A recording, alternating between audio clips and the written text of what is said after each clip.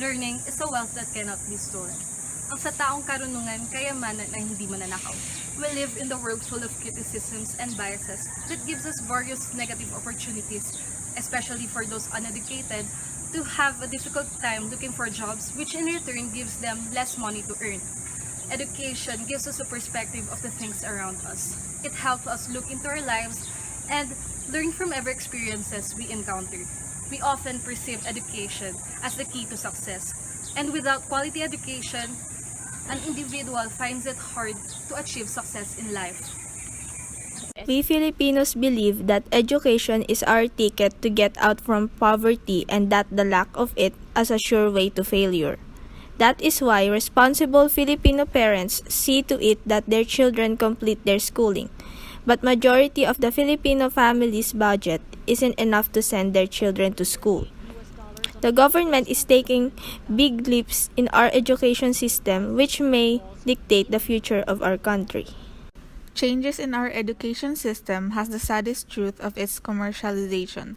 The price of quality education in our country has remarkably increased that it prevents a lot of Filipinos from availing it. There is no doubt that education plays some part in perpetuating and even increasing inequality, particularly due to the huge reliance on private education. What's your name po? I'm Clifford Baranda, From what course? marketing. Do you think education is a right or a privilege? And I why? think it is alright because we're in a democratic country naman eh. We have freedom to choose whether we kung pwede tayong gusto natin or will ba natin mag-aral or hindi. Thank you. Thank you. Ano pong name nyo? Lady Camila Udat. From anong course po? BSM. Do you think education is a right or a privilege and why? For me, I believe that it's a right because according to the Constitution, it's a right. But nowadays, it's becoming a privilege, especially that education is being very expensive. But for me, everyone has a right to study. That's why public schools are created to help those people who are not capable of paying for high tuition fees. So yes, for me it's right. Thank you. What's your name?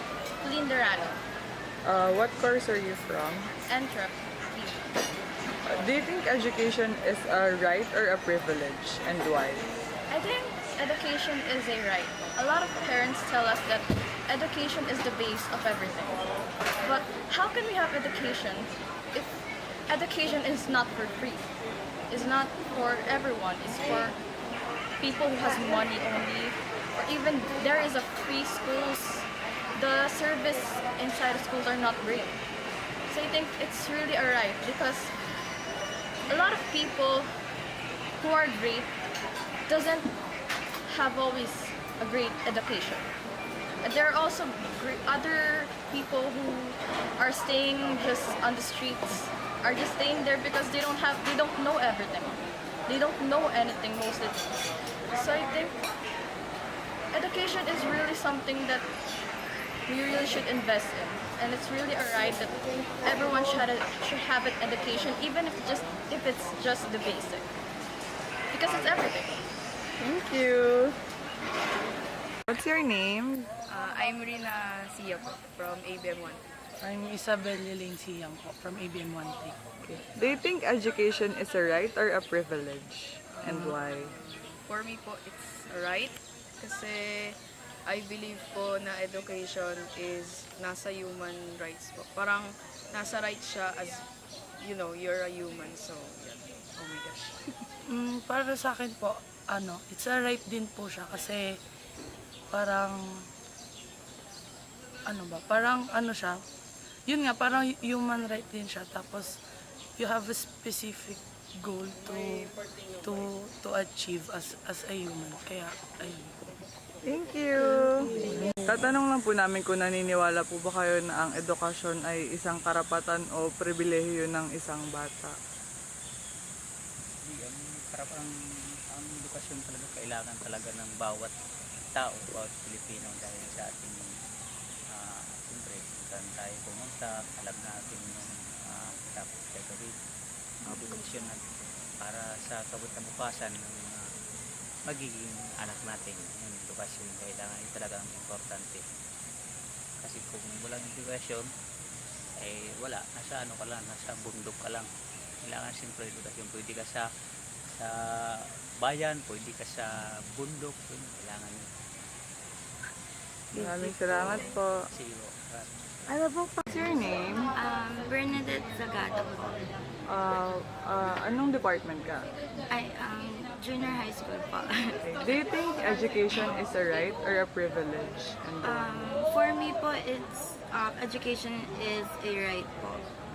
Because I think every child or every person po has a right to have education po because we are all born in the same country po, and all of us has human rights po, and we are all equal naman po in God's eyes. So I think po lahat naman po tayo ay may equal rights po, and we have equity naman po in having education po.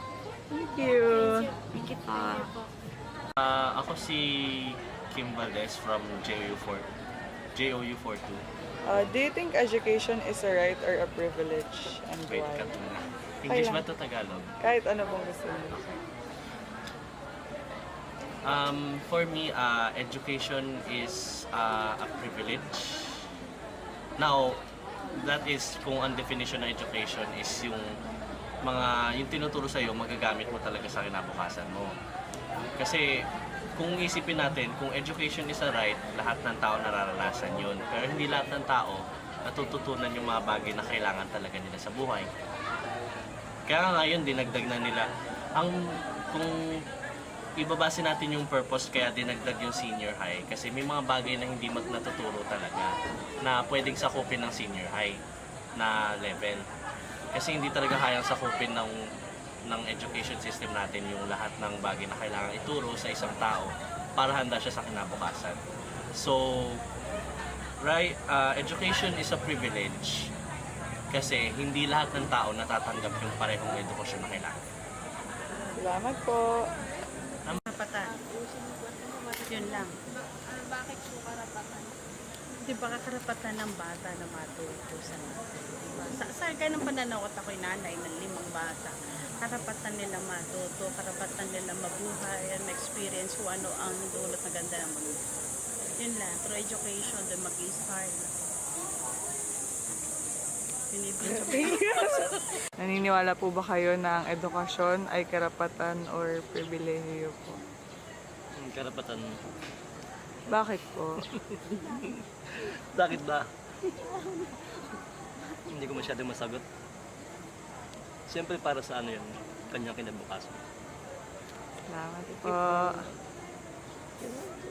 Ano po sa tingin nyo, ang edukasyon ba ay karapatan o isang privilege sa palagay mo? Sa akin, karapatan kasi ng mga tao na magkaroon sila ng edukasyon. Kasi balang araw kasi magagamit nila sa tamang panahon. Saka kung walang edukasyon, paano tayo magkakaroon ng mga tamang trabaho? Wala rin tayong makakantan. Kumbaga, aalilaki tayo ng ibang tao. Kaya kailangan din natin ng mga edukasyon na iba pang magagamit. Salamat po. Ano po ang inyong pangalan? Nasyo Pantos Jr. Naniniwala po ba kayo na ang edukasyon ay karapatan ng lahat ng bata or pribilehiyo? Sa akin, pag-intindi ko dyan, dapat karapatan talaga ng mga bata na makapag-aral. Kasi ang tao, pag walang pinag-aralan, wala ka rin mararating. Kailangan ang kayamanan ng isang tao yung pinag-aralan. Wala tayong mahanap kundi yung kayamanan na may papamana na magulang na di na kaya nakawin, yung talino. Wala po.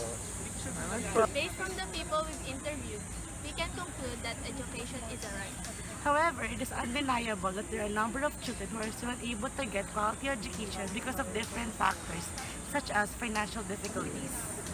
Above everything else, education should be the top priority and ensuring that all Filipinos, regardless of geography and wealth, must have access to high quality and relevant education as it leads to the right direction. Before you came round, my heart would never beat much faster. Before you came round, I was ready to slow